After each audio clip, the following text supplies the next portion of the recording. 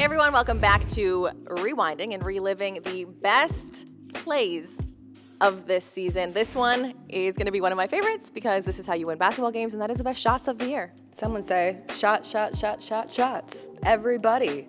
Wow, that was LMFAO would be so proud in this exact moment. Shots are great. There were so many good ones to look back on from this Grizzlies team, but we're going to start with one from Jaren Jackson Jr. And at this point in the year, he had already had one game-sealing three against the LA Clippers. Now you're coming off of, it was disgusting. They lost by 43 points to the Minnesota Timberwolves. They're on the road in Utah, back to the location of where they had to have their first battle scars in the first round of the playoffs the year prior.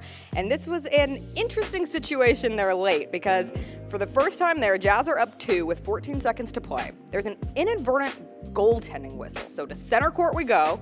You've got the tip. Jaren Jackson Jr., he wins it.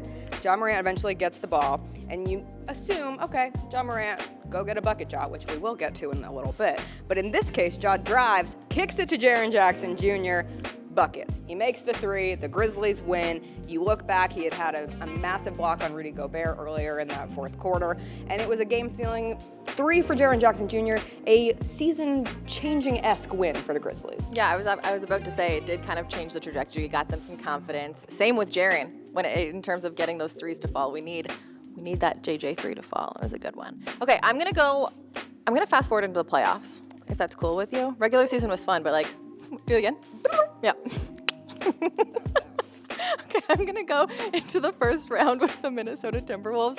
Tyus, the hometown boy, his former team, he gets to essentially seal the series. Again, let me paint the scene, the picture for you. It is Game 6 in Minnesota. The score right now, everyone close your eyes, I know you're imagining this, it's 103-104 in the fourth quarter. Ja finds Tyus for the clutch three in Game 3.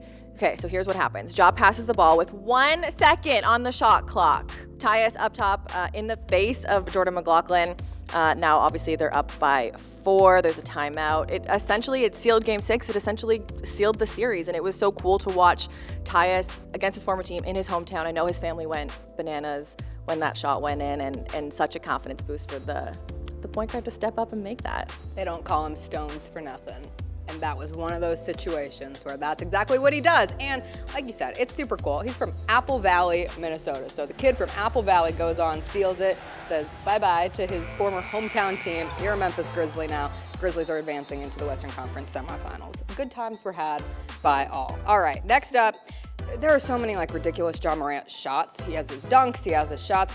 I call this the season of how do you do this with your body, Ja Morant? Because it just, you can't describe it. When I do the radio broadcast for the Grizzlies games, there are times where I'm just this is truly indescribable. Go get on Twitter, watch the highlight for yourself in this situation. Gotta see the video. We got you with the videos. We've got you with the videos. And he had not one, but 2 360s against the Chicago Bulls. He really loved to do it against the Chicago Bulls. One at home. This one is on the road. And when you watch his finish, the 360 magic, put him in the ballet. He could succeed there as well. And you look at DeMar DeRozan, he just throws his hands down. It's what am I supposed to do with this? This is unguardable. I don't know how to do this. Think about that. DeMar's been around for a while. He's seen some things. He has seen some things. He has not seen this. It was beautiful. And you had just seen it in Memphis too. It was bizarre, but it was gorgeous. So props for the 360. Great job, Ja.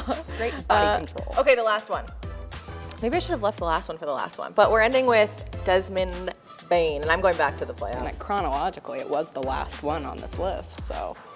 We are killing it. Okay, Desmond Bane, end of the third quarter against Golden State in Game 4. The Grizzlies are up by 4 points. They're trying to create separation going into the final quarter. I love the time. 0.5 seconds on the clock. Imagine it. It's almost done.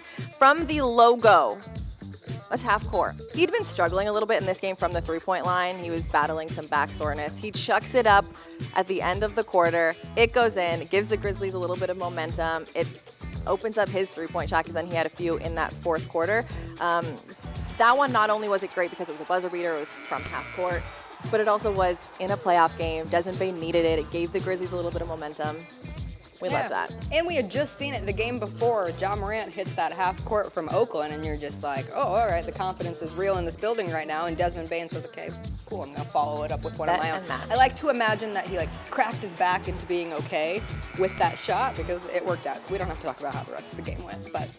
Well, I didn't. You just brought that up. Well, might as well wrap it up now because it was an amazing season and so many amazing shots from the Memphis Grizzlies. We'll have more. Be sure to follow grindcitymedia.com for all of the off-season news and notes from this Grizzlies team.